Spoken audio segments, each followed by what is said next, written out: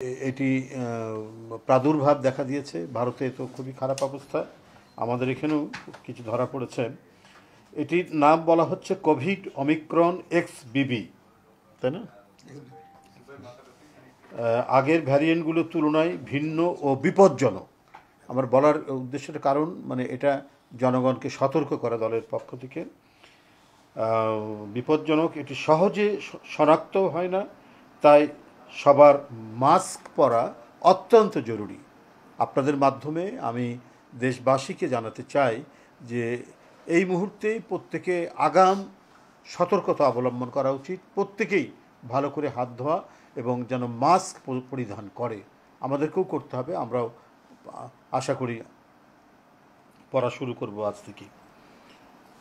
এটার কিছু উপসর্গ আছে, এই কোভিড অমিক্রন এক্স বিবির নতুন উপসর্গ আছে।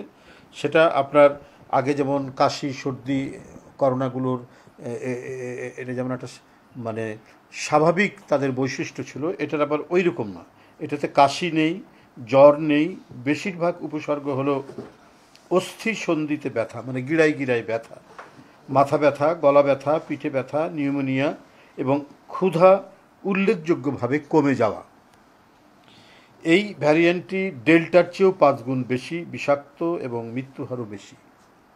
আমার তো নিজে ভয়াবহ করোনা হয়েছিল। এটা কি ডেল্টা ছিল নাকি? না, হ্যাঁ, ডেল্টা আমি আক্রান্ত হয়েছিলাম। আমি নিজে জানি যে মৃত্যুর হাত থেকে যেভাবে বেঁচে এসেছি। তো এটা যদি ডেল্টার চেয়েও যদি আপনার 5 গুণ বেশি মারাত্মক হয়, তাহলে আমাদের এখন থেকে কতখানি সতর্কতা অবলম্বন করা উচিত সেটা আমাদের ভাবতে হবে। এটাকে হেলাফেলা করা যাবে না।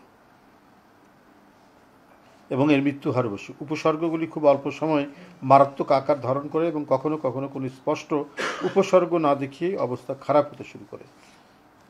তা আমাদের আরও বেশি সতর্ক হওয়া প্রয়োজন।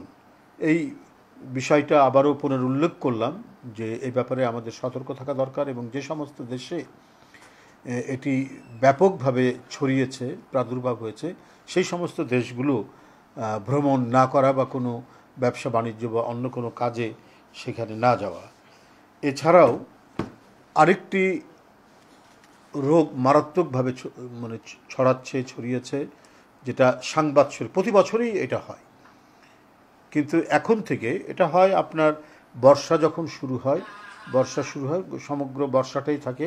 অনেক সময় এটা নভেম্বর ডিসেম্বর পর্যন্ত যায় না, তাই না? ডেঙ্গুটা যেতে যায়। এই ডেঙ্গু সিরিয়াসলি ছড়িয়েছে এবং এখন পর্যন্ত আক্রান্ত হচ্ছে 4000 সারা বাংলাদেশে। আমাকে বরগুনা থেকে জানিয়েছে সেখানে 1400 মানুষ আক্রান্ত হয়েছে। সেখানকার পরিস্থিতি অত্যন্ত ভয়াবহ।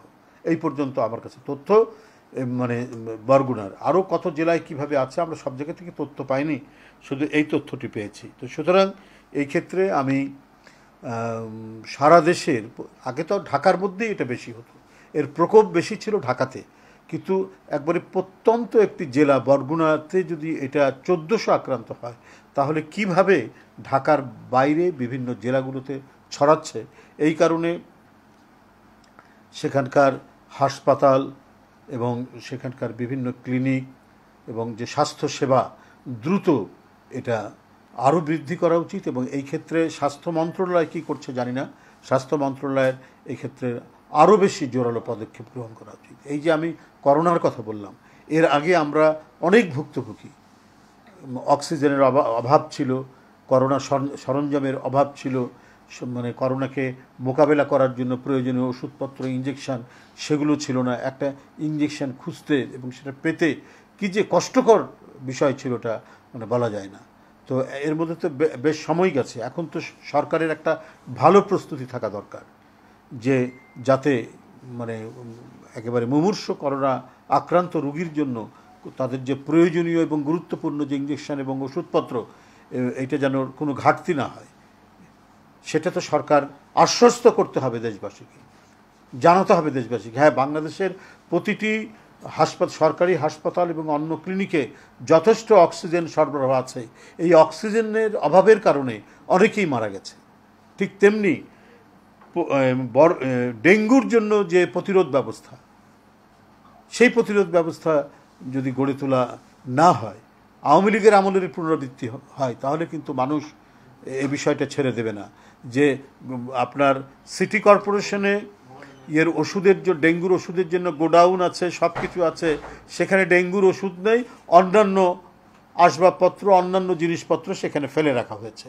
আমরা এই দক্ষিণ সিটি কর্পোরেশনের ঘটনা জানি তাপসের আমলে। আর সরকারি টাকায় তার ভাত তার বাসা থেকে নিয়ে আসা হতো সরকারি গাড়িতে করে। এই ছিল পরিস্থিতি।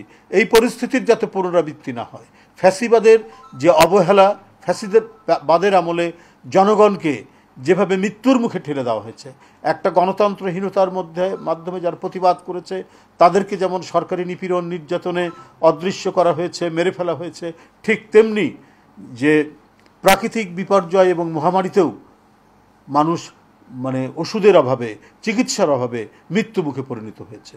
কারণ যেখানে জবাবদিহিতা থাকে না, যেখানে জনগণের কাছে কোনো অ্যাকাউন্টেবিলিটি থাকে না, সেইখানে সরকার যা ইচ্ছা তাই করতে পারে, যেটা শেখ হাসিনা করেছে। এখন তাদের এখনও কিন্তু বক্তব্যের মধ্যে এটার কোনো পরিবর্তন হয়নি। আমরা আজকে একটা ভিডিও ভাইরাল হয়েছে, সেখানে সাবেক স্বরাষ্ট্রমন্ত্রী বলছেন যে প্রয়োজনীয় অস্ত্র নিয়ে নামব। তাদের ভাষা দেখুন, এত মানুষ হত্যা করে এত রক্ত ঝরানোর পরে তাদের রক্তের নেশা এখনও ছুটেনি। তারা এখনও ক্ষমতা হারানো সামাল দিতে পারছে না। সেই যে নেশা, সেই নেশার মধ্যে বুঁদ হয়ে আছে। ক্ষমতা হারানোর যে লজ্জা বা যে আক্ষেপ, সেখান থেকে তারা বেরোতে পারছে না। কাকে হত্যা করবেন? হাতে অস্ত্র নিয়ে নামতে বলছে কার বিরুদ্ধে?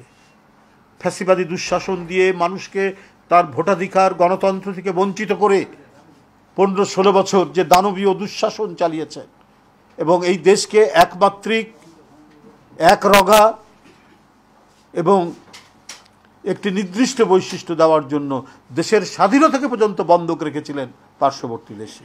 আজকে আপনারা বলছেন যে প্রয়োজনে অস্ত্র নিয়ে সবাইকে নামতে হবে।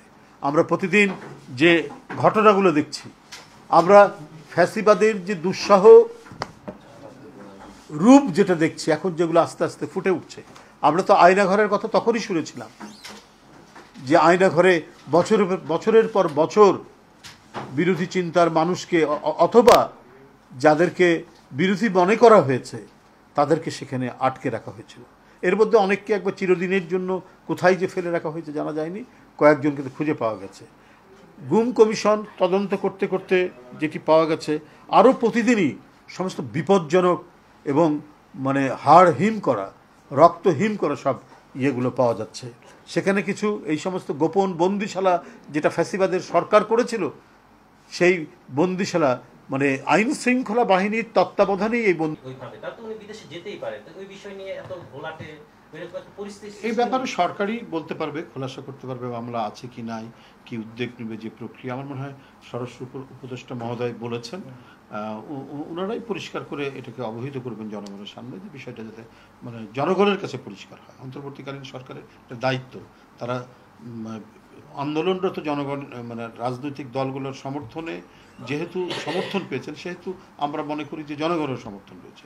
অতএব তাদের প্রতিটা কর্মকাণ্ড, পদক্ষেপ জনগণের মধ্যে যাতে কোনো ধরনের সংশয় তৈরি না হয়, প্রতিটা যেন স্পষ্ট থাকে, এই দায়িত্বটা সরকারের এবং স্বরাষ্ট্র উপদেষ্টা মহোদয় সেটি করবেন বলে আমি আশা করি।